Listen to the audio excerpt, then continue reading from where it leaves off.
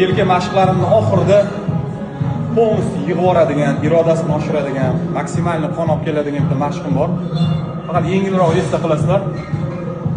Ko'proq grudga o'xshab ketadi, lekin bir qilib ko'rsanglar, haqiqatda yelka zo'r ishlaydi.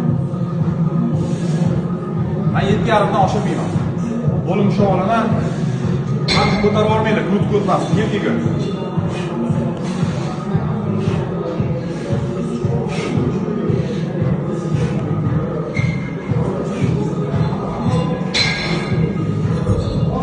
Lash olib kelganda yelkani siqamiz.